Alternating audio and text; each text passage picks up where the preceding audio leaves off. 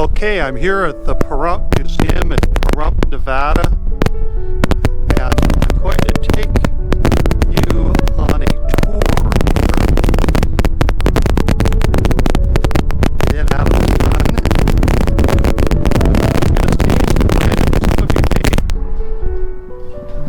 sun. Look at that. How would you like to wash your clothes the way our grandparents, great-grandparents did? And here we have the old potbelly stove, all here at the entrance to the museum. Now, Pahrump is located about 60 miles west of Las Vegas on the way to Death Valley. Come on in and we'll take you on a tour of Pahrump. Items that people have donated to the museum here. Velvet pipe cigarette tobacco. And old rifles, knives,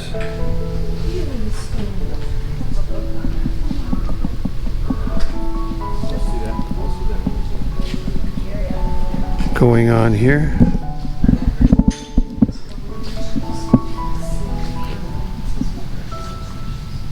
Not sure what that is down there. What's it say?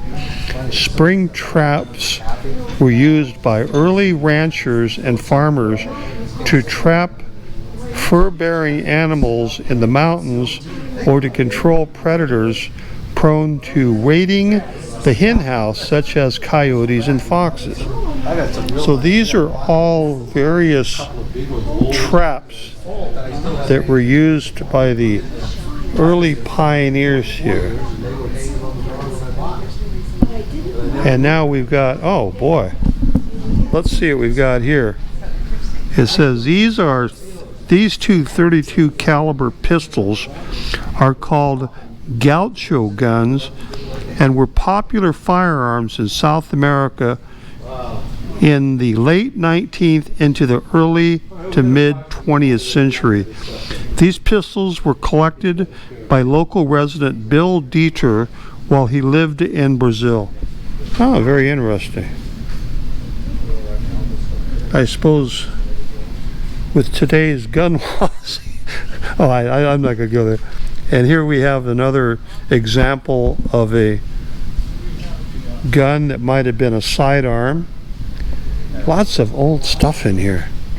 Amazing. This says this is a replica of a 1866 Yellow Boy Winchester, famous for its hardy construction. It is referred to as the repeating rifle because of the lever action mechanism.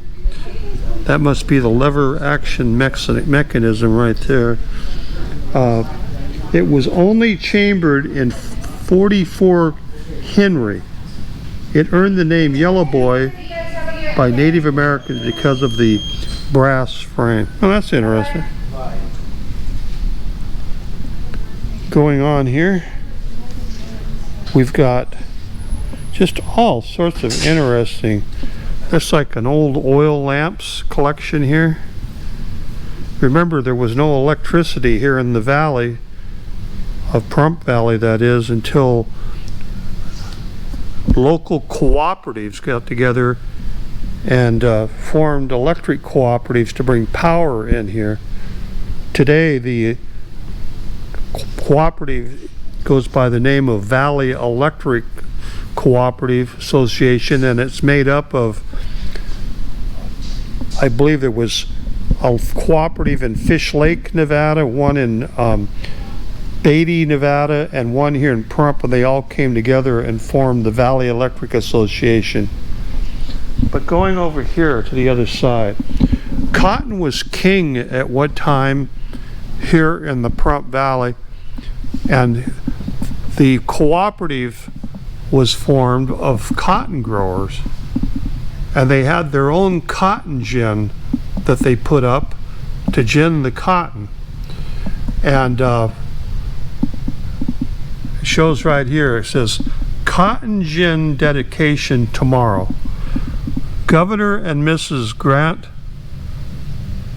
Sawyer will be honored guest at Ray Rosling, president of Vegetable Oil Products Company Incorporated, and C.A. Piercy, vice president and general manager, who hosts a dedication barbecue. Anyway, and that shows you a bale of cotton right there.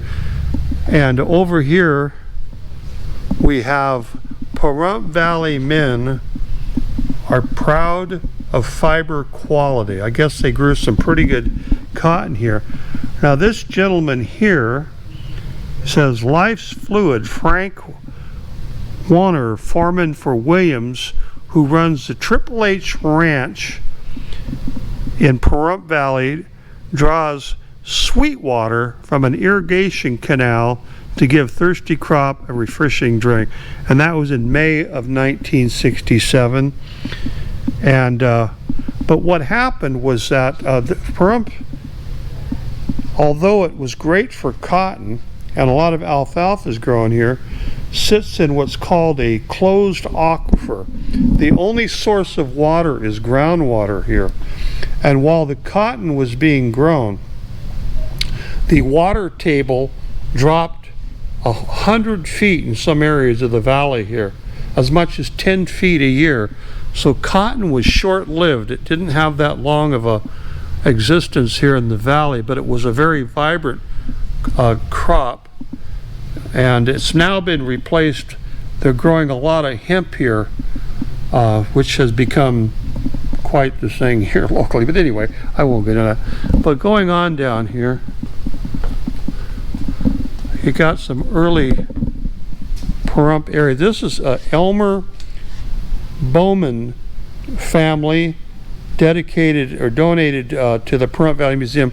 Elmer Bowman had what was called the Bowman Ranch, and I believe he was one of the first pioneers in this valley, and I believe the Bowman Ranch is now where Mountain Falls is at, the big housing development. But here's an example of the cotton right here, and Elmer was a big cotton producer here, as were a lot of these people. So this whole section of the museum right here looks like it's been dedicated to the cotton industry here in Pahrump, Nevada. Oh, quite a display. Mance Ranch water. That's what the Bowman's Ranch was referred to, was Mance Ranch. And Mance Ranch, it can be, known by Mance Road. And again, if you take Mance Road in Pahrump, you go by where the housing developments are. That was all the Mance Ranch. So going on here, let's see what else we have interesting here. Lots of coins. Very interesting coming to a museum. A lot of them out there. But this is a picture. There's Las Vegas in 1906. A picture of Las Vegas. Again, Las Vegas is only about an hour here east of here, excuse me. And there's a picture from 18 of Las Vegas. It was just not much to it. Not much to Las Vegas. In fact, Las Vegas came about because it was a railroad town. They were building the railroad through the west, and anyway, Las Vegas was an area where the railroad was centered at, I believe. Lots of old irons. I can remember these when I was a kid.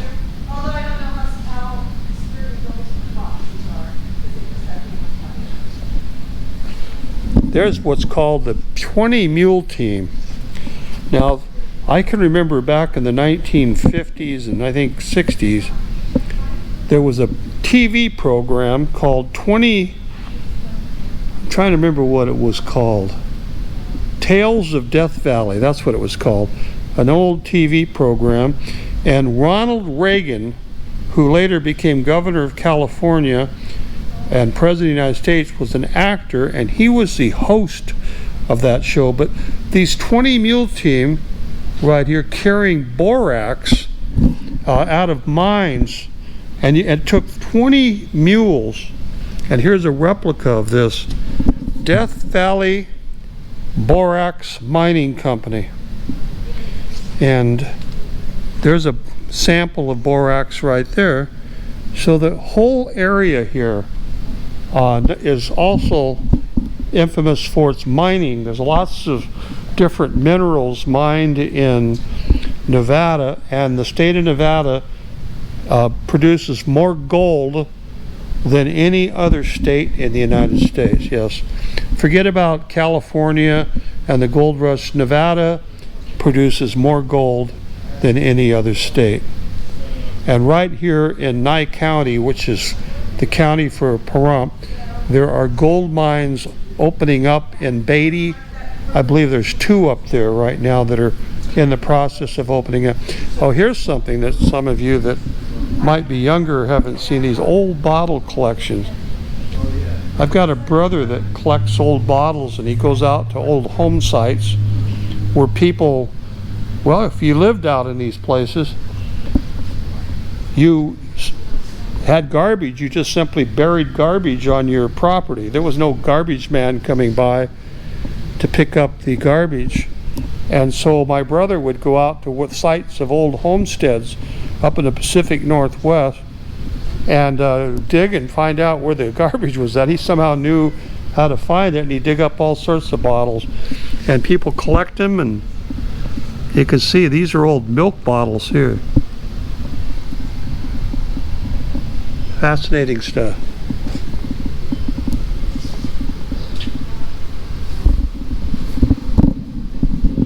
Every town should have a museum like this. This is a very well taken care of facility, and you know, dedicated to the people of this valley here, the culture of this valley. Here you see Mountain, it says Mountain View Casino, Pahrump's #1 hotspot. Well, Mountain View Casino did become a hotspot. I believe that's the casino that burnt down in a fire and has since been replaced by another casino. But I don't know if that was a Freudian slip or what, to have that on the shirt of a casino that later burnt to the ground. I found that interesting. Here we got a collection of badges. Nye County Sheriff Office, Nye County Sheriff Office, Sheriff's Office, different equipment from the fire department.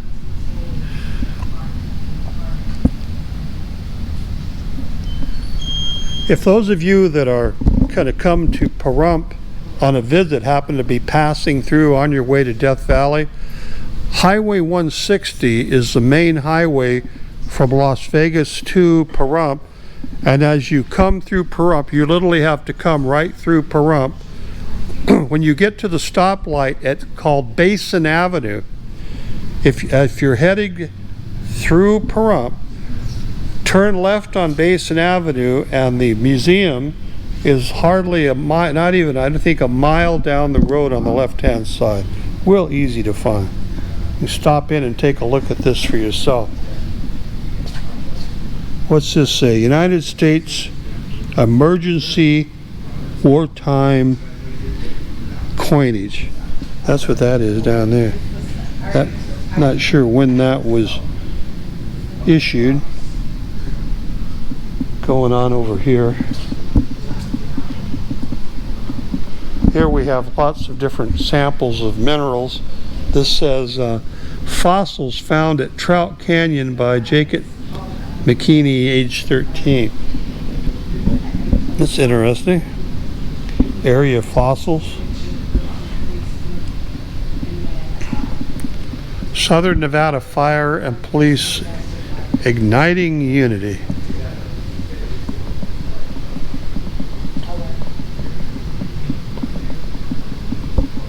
It says kill the Pupfish are, yes, there is such a thing as a pupfish, and pupfish are on the endangered species list. So of course any little pool of water around here is subject to preservation of the pup. Oh, here's something interesting here. Interesting. Bob Rudd, County Commissioner. Ted Bosser, Democrat, running for County Commissioner. These are all early, I guess you'd have to call them pioneers. There's Gary Hollis, support Gary Hollis. Gary Hollis used to be Sheriff Wade Litsky. He used to be the sheriff here. All these old campaign buttons. Bob Stupak. These are all names familiar with people that live here. Here's a Little Eagle celebration, July the 4th. Pahrump, if you haven't been to Pahrump before and you were going to pick one time to come, you'd have to come for the July 4th celebration.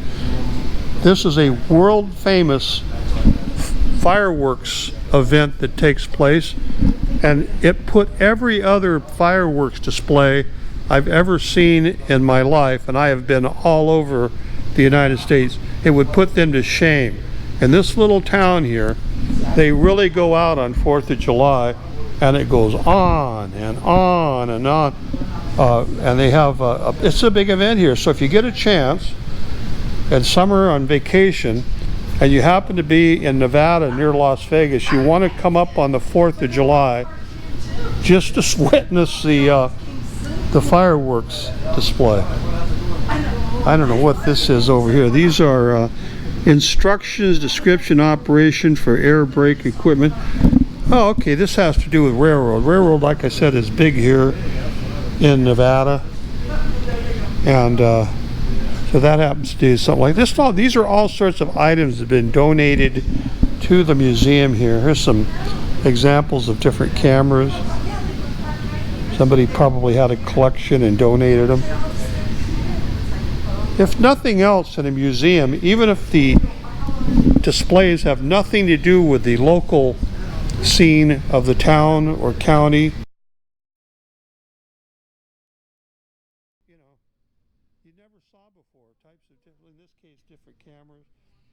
Here we have, these are called insulators here. I know that for a fact. Wire insulators. Lots of them here. Here's an old baseball mitt. Looks like my old mitt when I was a kid. Now here's something that you younger people probably don't even know what it is. This is a typewriter, and that was a very common feature, and this is an Underwood, and that was a famous brand of typewriter. I took typing when I was in high school. This was before you had computers and word processing programs. But look at here, all the different typewriters. These are Underwood.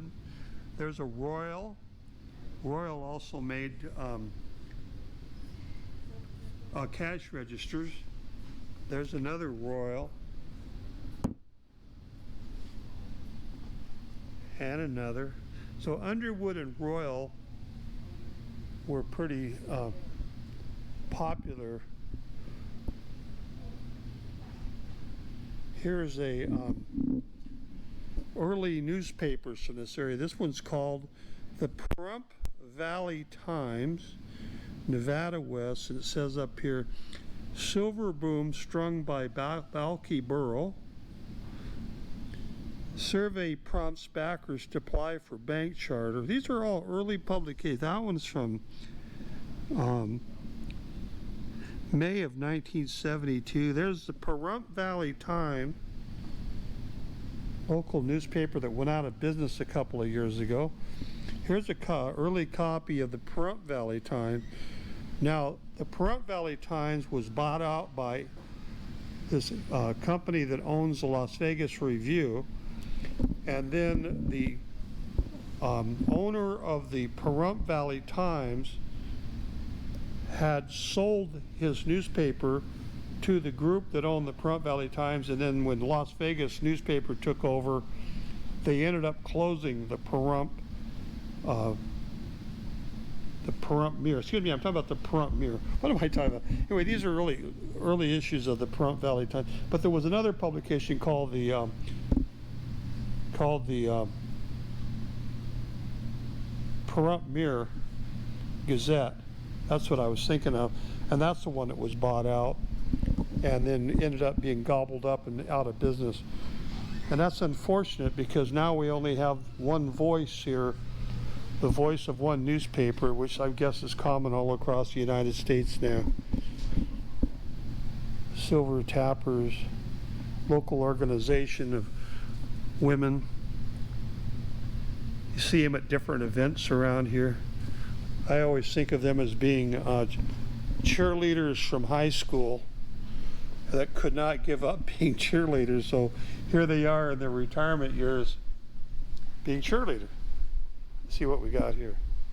Look but do not touch. Now, when I was growing up, we had phonographs like this, and this is, I know it's an old 78 album, but I'm not going to touch it. But we had one of these when I was a kid growing up.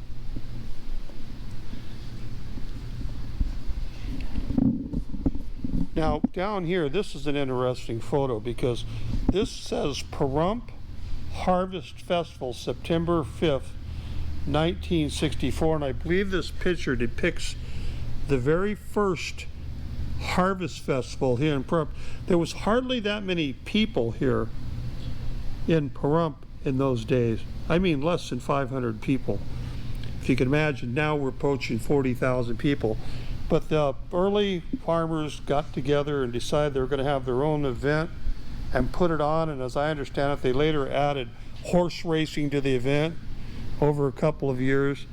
But it's now called the Pahrump Fall Festival, and it's ran by the Chamber of Commerce, and they get thousands of people there with big carnivals and everything.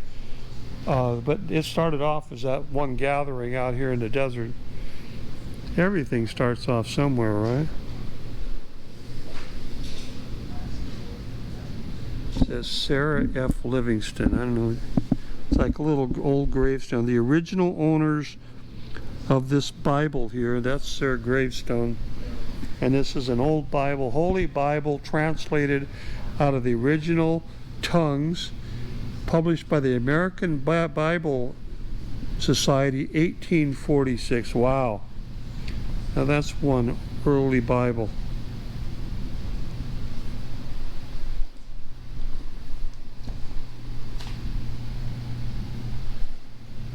Here's some early Mormon material. Looks like Joseph Smith begins his work. The Church of Latter-day Saints is pretty popular here in this part of Nevada. Lots of, they call themselves Mormons. And so you see a lot of that influence here in southern Nevada. More tools. Now, I know you're probably watching this with your cell phone nearby, but how'd you like to make a phone call off this one?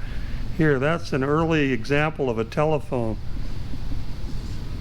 Interesting story. I was watching a YouTube channel, and they had in there kids trying to figure out how to use a rotary dial phone.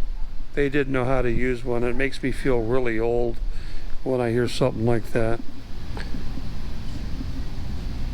There's a picture here actually depicting the early exploration of the Spanish Trail, 1776 to 1848, and it shows this all coming together. Anyway,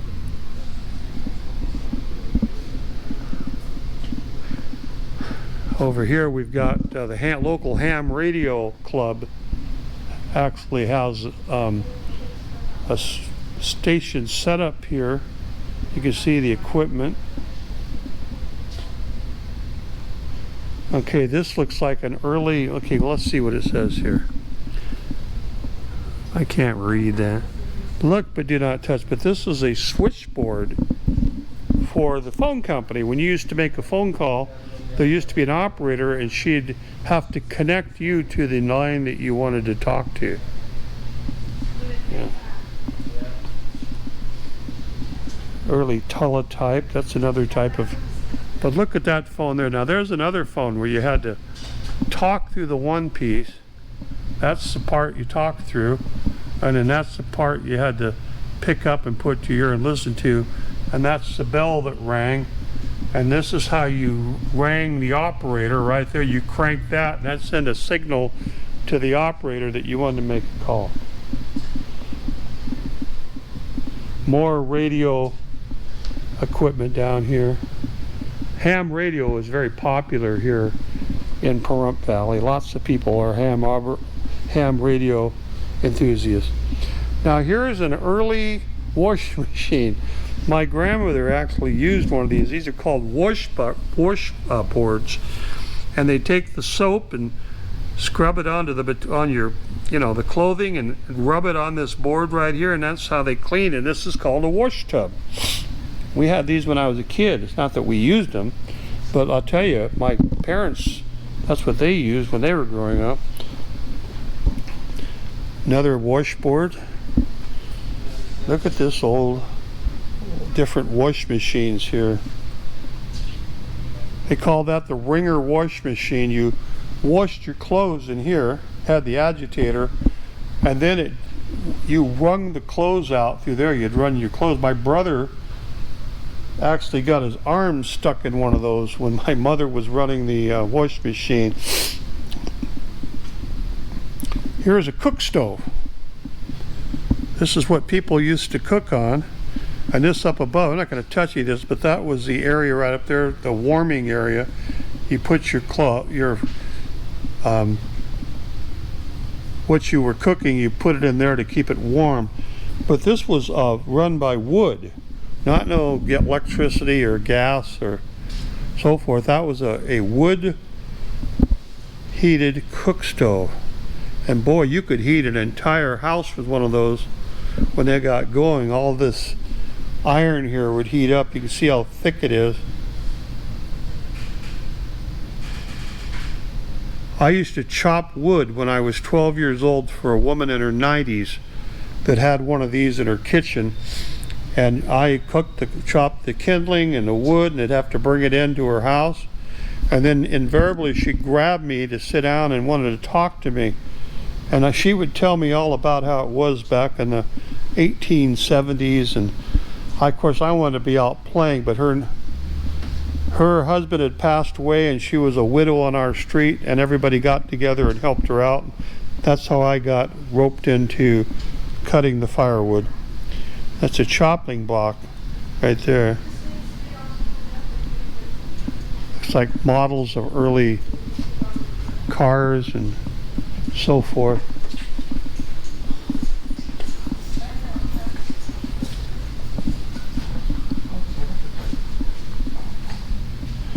This isn't the Smithsonian I'm taking you folks through. However, there's a little bit of everything you'd probably find in the Smithsonian or the New York Museum and so forth, just on a smaller scale. But most of this is geared towards early Nevada, early North American / Western United States history right here.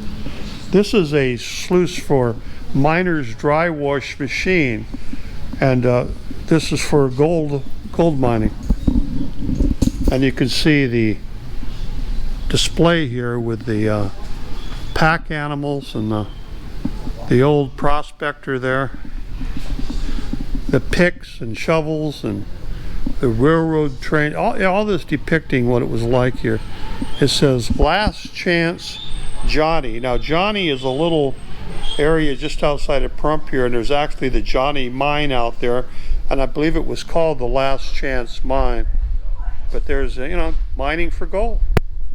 Gold's a big industry here.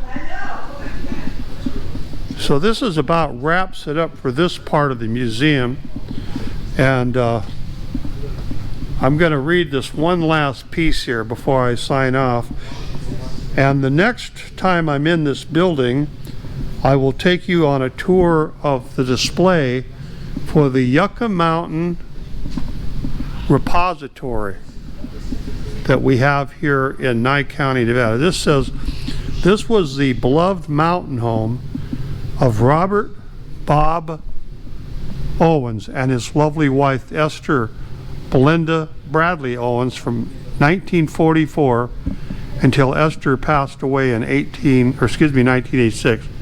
Both family and friends enjoyed this 40-acre mountain ranch and rustic home that was headquarters for Bob's large livestock operation that originally covered 196,000 acres of leased BLM land. Later, Bob relinquished a portion of the BLM land so that it could be used as part of the atomic bomb site. 4 years after Esther passed away, Bob married Hazel Canova Staley, the sweetheart of his youth, and they owned the much beloved mountain ranch and home until the year 2002. Bob had sold his range rights shortly before 2002. The mountain ranch and home is located 7.5 miles east of Johnny in Spring Mountain Canyon, elevation 5,000 feet, where the view of the Pahrump Valley and the surrounding country is a lovely sight. Indian petroglyphs are abundant and rare plants are found on Spring Mountain, known as an island in the desert. Horseback trails and mountain springs contribute to the beauty of the Bob Owens Ranch. Now, when they mention the atomic bomb site, this is the area in Nevada that the federal government tested atomic bombs, and it's pretty well known. But anyway, this guy, that's interesting information that I didn't know, that this Owens had 196,000 acre of leased BLM land, and he relinquished part of it for the government to use to test atomic bomb. So that's going to be it for today. I hope you enjoyed my trip through the museum here. Get a chance to come to Pahrump, Nevada. Come on down. People here will explain any of the displays. There's also some outside displays. This is Dwight Lilly. Till next time.